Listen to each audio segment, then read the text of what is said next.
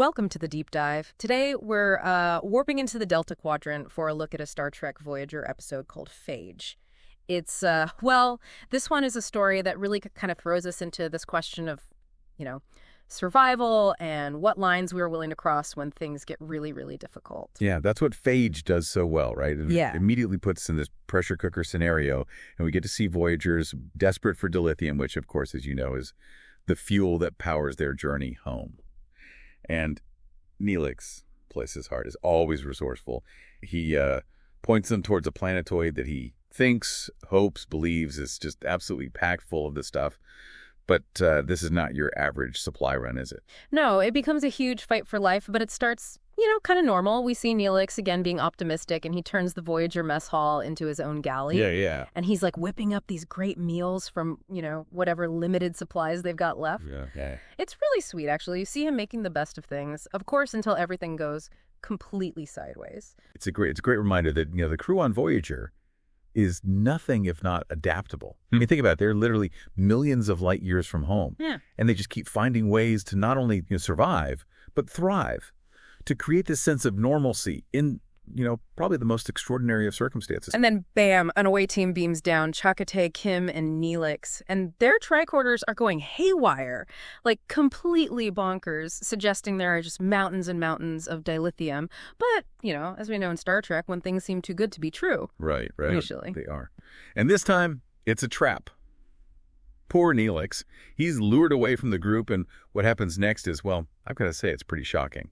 Even for Star Trek. I mean, imagine it. Your lungs surgically removed with advanced technology, leaving you, for all intents and purposes, dead. It's terrifying. It's like something out of a horror movie. Like the precision, the speed, the sheer violation. Who are these attackers? Are we dealing with space pirates? Some kind of black market organ traders? Something far more desperate. And meanwhile, back on Voyager, the Doctor is in a race against time, obviously. So he creates, and this is amazing, holographic lungs to keep Neelix alive. But this technological miracle, like a lot of technology, comes at a cost. Right. Neelix is now confined to sickbay, essentially trapped and completely reliant on this artificial support system. I get claustrophobic just thinking about it. I mean, being trapped, unable to breathe on your own, facing who knows what the future holds. And Kez, she's devastated. It's rough, man. She's trying to be strong for Neelix. You can see it, but you can also see the fear in her eyes. She's completely lost, millions of light years from home, facing a threat that she just doesn't understand. And Voyager's not exactly a safe haven now. They're in hot pursuit of the attackers, and they follow their trail to this really bizarre artificial asteroid. And it's not just some space rock. It's designed to confuse and disorient. Oh, yeah. Like a deadly maze in the depths of space. I love that you brought this up, because this is where I think Phage gets really, really intriguing. Because this asteroid is not a natural phenomenon. Yeah. With anything, it's a testament to just how far the attackers are willing to go, and how ingenious they are, by the way. Yeah. It makes you wonder, what kind of society builds a thing like this? Absolutely. And Voyager is now stuck playing this dangerous game of cat and mouse inside this asteroid. But Chakotay, he comes up with a pretty brilliant plan. He uses phasers, which are usually weapons, of course, as a kind of searchlight. Right. Exploiting the asteroid's reflective interior to find the hidden ship. Talk about thinking outside the box, eh? It is a classic example of that Starfleet ingenuity. Using existing technology in a way that you wouldn't expect to overcome what really does seem like an insurmountable obstacle. It's also a great bit of foreshadowing for the level of technology we're about to encounter. And that's when we meet them. The Vidian. And they're not your average, space villains, not at all. They're victims themselves. They are ravaged by this disease called the Phage. It's a truly horrifying condition that literally consumes their bodies. This is where I think Phage flips the script. Because suddenly our attackers aren't just monsters. They're a society that's been pushed to the brink. Imagine, if you will, your entire species facing a slow and agonizing death. I mean, the Vidian are desperate, and as a result, they've resorted to stealing organs to survive. That's what makes this episode so difficult. It's the huge dilemma that Phage presents. The Vidian leader actually confronts Janeway directly, pleading that they have no other choice. It's survival, but at the cost of another species' lives. And Janeway, despite all her compassion, she's bound by Starfleet principles. Absolutely. It's this clash of values, of two completely different ways of looking at life and death. The Vidian, they see taking organs as a necessity. They see it as this brutal yet essential act for their survival. Janeway, on the other hand, she represents the Federation, and as such, she holds on to this higher moral ground even when faced with this unimaginable situation. And just when the tension couldn't get any higher, something completely unexpected happens. The Vidian leader makes a shocking offer. He proposes to help Neelix using their advanced medical technology to perform a transplant, giving Neelix a chance at a new lung. You know, this is where I think Phage becomes more than just a morality play, because it gives us this dose of hope, this possibility for connection, even in the midst of this conflict.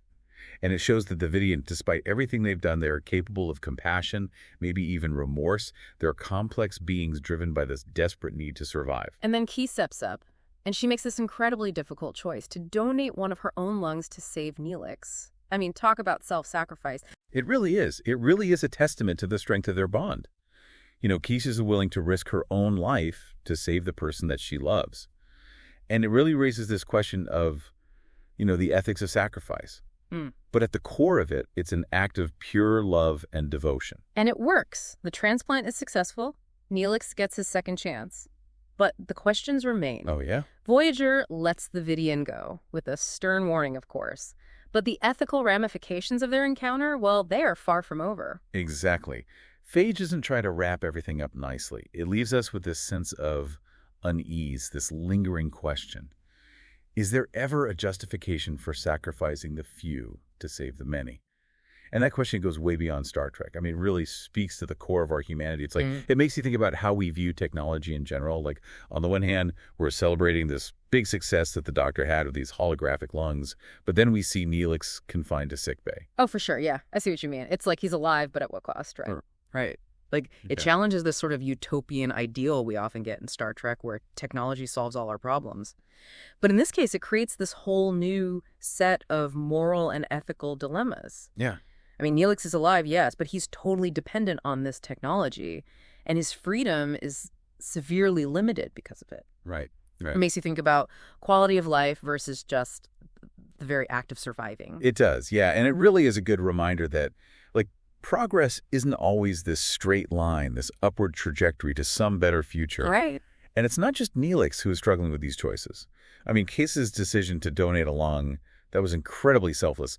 But was it really her choice? You know what I mean? That's a really good point. I mean, the situation was so crazy, so intense. The pressure to save Neelix was so high. Was there really informed consent there? Or did her compassion, her love for Neelix, did that override her ability to think clearly and make a good decision?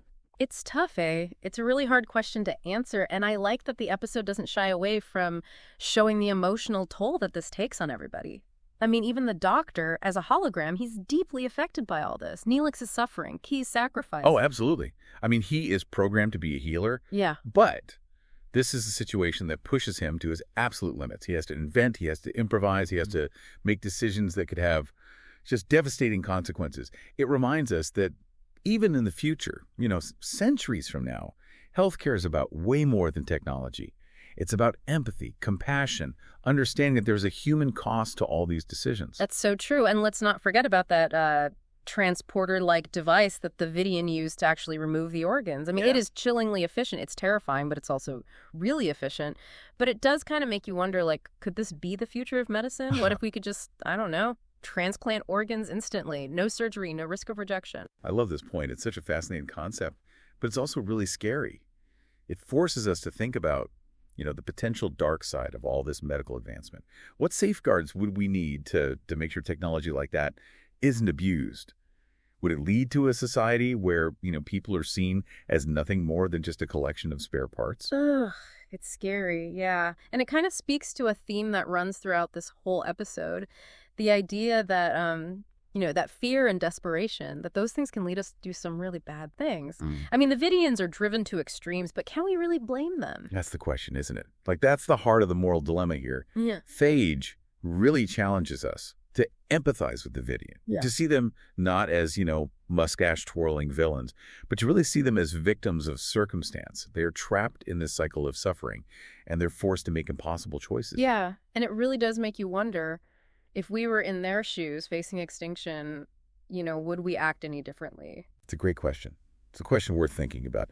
And again, Phage doesn't give us easy answers, but it does make us think critically about our own values and the choices we might make when we're pushed to our limit. Absolutely. And it's just this really stark reminder that even in this very idealistic world of Star Trek, there are no easy answers.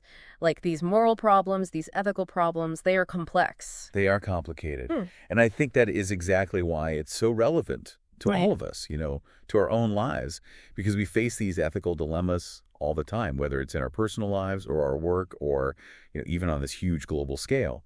And Phage sort of gives us a framework to think about those challenges, to think about different points of view, to think about what might happen if we take certain actions. I like that. I also love that even though Neelix is confined to sickbay, he never loses his optimism. Oh, for sure. That's what makes him such a great character. He always finds a way to find the humor, even in the darkest situation. Yeah. He maintains that connection with everyone else. He never gives up hope.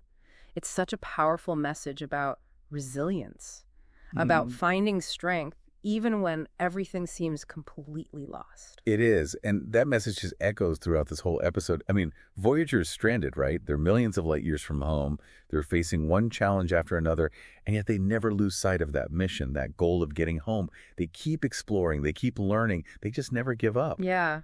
And that's Star Trek, right? Like, it's not just about spaceships and aliens. It's about the human spirit. It's about our capacity for hope. It's about overcoming these huge obstacles and just believing in something better.